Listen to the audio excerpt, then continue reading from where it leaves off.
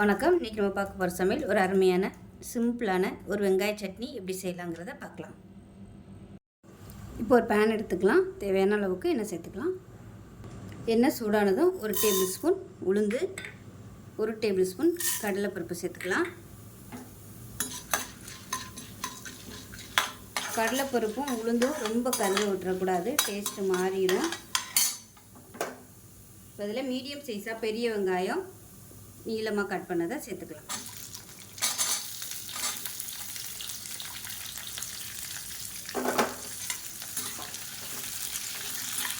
இப்போ இது கூடவே ஒரு 6 பல் பூண்டு சேர்த்துக்கலாம். சின்ன துண்டு இஞ்சி சேர்த்துக்கலாம். பூண்டு ஃப்ளேவர் தான் அதிகமாக இருக்கணும், இஞ்சி வந்து கம்மியாகவே சேர்த்துக்கோங்க. இப்போ இதில் ஒரு 7 வரமிளகாய் சேர்த்துக்கலாம். இது வந்து காரம் அதிகமாக இருக்கும், அதனால் 7 சேர்த்துருக்கேன். அதாவது குட்டி குட்டியாக இருக்கிறதுனால 7 சேர்த்துருக்கேன். நீங்கள் பெருசாக இருந்தீங்கன்னா ஒரு 3 இல்லை 4 சேர்த்துக்கோங்க, காரத்தை பொறுத்து. இப்போ இதில் தக்காளி சேர்த்துக்கலாம். ஒரு 2 பீஸ் வர மாதிரி தக்காளி சேர்த்துக்கலாம். தக்காளி ரொம்ப சேர்க்கக்கூடாது, இந்த அளவுக்கு சேர்த்திங்கன்னா போதும். இது வந்து ஒரு டேஸ்ட்டுக்காக மட்டும்தான். ரொம்ப சேர்த்தோம்னா தக்காளி சட்னி மாரி ஆயிடும்.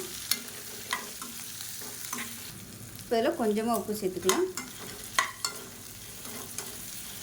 இப்போ இதில் சும்மா ஒரு கொத்து கருவேப்பிலையில் சேர்த்துக்கலாம். சுண்டைக்காய் சைஸுக்கு புளி சேர்த்துக்கலாம். கொஞ்சமாக கொத்தமல்லியில் சேர்த்துக்கலாம்.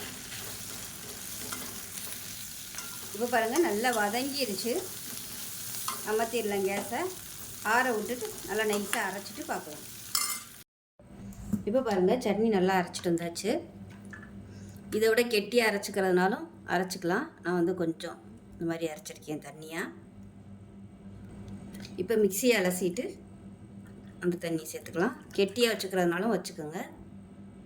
இப்போ எப்பயும் போல் கடுகு, உளுந்து, பெருங்காயம், கருவேப்பிலை, வரமிளகாய் போட்டு தாளித்ததை சட்னியில் சேர்த்துக்கலாம்.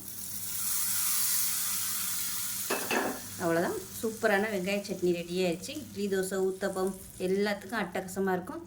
செஞ்சு பாருங்கள். செஞ்சு பார்த்துட்டு எப்படி வந்துச்சுங்கிறத சொல்லுங்கள். வீடியோ பிடிச்சிச்சின்னா லைக் பண்ணுங்கள், கமெண்ட் பண்ணுங்கள், சேனலை சப்ஸ்கிரைப் பண்ணுங்கள், பக்கத்தில் பெல் பட்டனையும் ப்ரெஸ் பண்ணுங்கள். நன்றி.